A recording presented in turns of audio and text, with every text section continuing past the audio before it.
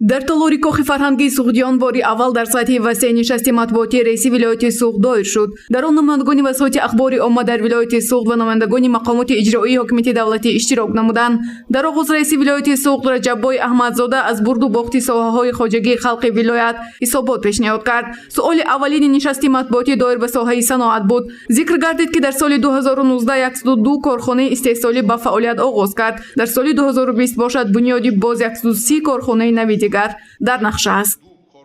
соли гузашта аз тарафи як соҳибкори ватандӯст Ахмедов дар ноҳияи Ҷаббор Расулов як технологияи замонавӣ барои истеҳсоли ришта аз ҷумҳурии Туркия ворид гардид ба маблағи 70 миллион сомонӣ. ин технологияи нав ҳозир марҳилаи якум аллакай ба кор даровард. зиёда аз 100 ҷойи нави корӣ пурра ришта ба хориҷа содирот карда мешавад ва ин сол боз марҳилаи дуюмро то ҷашни истиқлолият ба истифода дода бо 100 ҷойи нави корӣ мешавад ки аллакай бинед ки мана пахта дар дохил коркард карда шуда. агар мо пахтаро дар дохил коркард кунем то 10 маротиба ҳам фоидааш зиёд мешавад, ҳам ҷойи корӣ зиёд мешавад.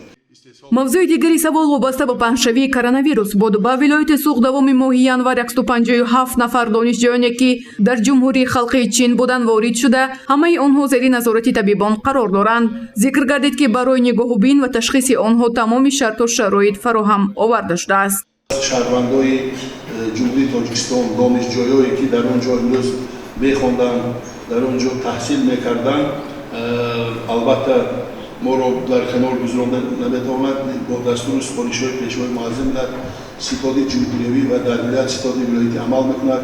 мана 2 рӯз пеш бо мақомотҳои қудратӣ, раёсати тандурустӣ ва назорат дар хадамаи тандурустӣ мо як ҷаласаи васеъ гузарондем. имрӯз дар ҳудуди вилоят чунин касалӣ ба қайд гирифта нашудааст. фақат донишҷӯёе ки имрӯз мо аз ҷумҳурии Чин вориди Тоҷикистон ё вориди вилояти Суғд карда истодем, мо дар тамоми беморхонаҳои сироятӣ, яъне инфексионни беморхонаҳои сироятӣ тамоми шароитро муҳайё кардагӣ. дар бозорҳои вилоят молу маҳсулоти ҷумҳурии Чин фаровон мебошад. нархи молу маҳсулоти чинӣ дастрас мебошад. коронавирус ба бозор ва нарху навои молу маҳсулотҳо чӣ гуна таъсир мерасонад? ин тарафи дигари масъалаи коронавирус мебошад ки барои тағйирёбии нарху наво таъсир кард. захираи яксолаи молу маҳсулоти хӯрока вуҷуд дошта барои танзими нарх корбарӣ хоҳанд кард. мо моли калона ҳамин сол дар тамоми ҳам хоҷигоҳи деҳқонӣ ҳам аҳолӣ зиёда аз 18560 адад зиёд шуд. имрӯз мана картошкамоям мо зиёд кардаги захира дорем, гандумам, ордам захира дорем, меваи сабзавотам дорем.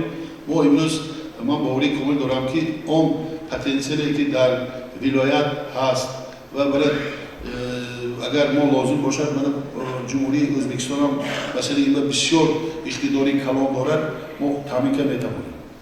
нархи мо имрӯз мӯътадил нигоҳ дошта метавонем. фақат чихеле ки гуфтам масалаи ҳамон баъзе маҳсулотҳое ки имрӯз аз ҷумҳурии Чин ворид мешуд, мумкин ҳамон нархаш ҳози 50 дирҳам 2 сомон шуд гуфтан, мумкин ҳамин таъсир кунад. лекин ҳаминам мо аз саноатчиҳо хоҳиш мекунем ки бояд истеҳсолашо бароҳонад. дар вилояти Суғд барои пешгирии намудани ҷавонон аз ҳизбу ҳаракатҳои ифротӣ ситоди махсус амал мекунад. ин ситод дар 18 шаҳру ноҳияҳо дар кумитаи маҳаллаҳо бо сокинон мулоқот доир намуда барои пешгирӣ кардани ҳолатҳои ифротгароӣ корбарӣ мекунанд. раиси вилояти Суғд оиди шаҳру ноҳияҳои осебпазир маълумот пешниҳод кард. имрӯз роҳбари давлат намехоҳанд ки ягон модари тоҷик доғи фарзанда бинад, фарзандаш пушти панҷара шавад. бинед қонуни дар бораи аф баромаданд. агар омада иқрор шавад, имрӯз мақомотҳои қудратӣ аллакай аф карда истоданд. лекин хусусан осебпазир ин панҷакел, исфара, аш, иста равшан, спитамел, масчо ва як қисм ноҳии бобоҷон ғафуров буд. оиди масъала дар вилоят ситод амал мекунад. ҳамроҳи мақомоти иҷроии ҳокимияти давлатии шаҳру ноҳияҳо, ҷавонон, мақомоти ҳифзи ҳуқуқ, фаъолон имрӯз мо хона ба хона гашта истодем. сипас дар вазъияти тантанавӣ собиқадорони соҳаи журналистика бо маблағи пули қадрдонӣ гардиданд. Инчунин дар ин нишасти матбуотии ҷанбастии соли 2019 ғолибони озмуни хумаи созанда аз рӯи номинатсияҳои муқаррар гашта қадрдонӣ карда шуданд. гузориши Гулҳаё Камолзода ва Насим Раҳимов барои барномаи иттилоъотии Хабар.